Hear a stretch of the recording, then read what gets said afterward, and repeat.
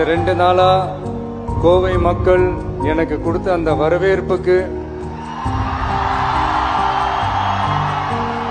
கோடான கோடி நன்றிகள். காவல்துறைக்கும் என்னுடைய நன்றியை தெரிவிச்சுக்கிறேன்.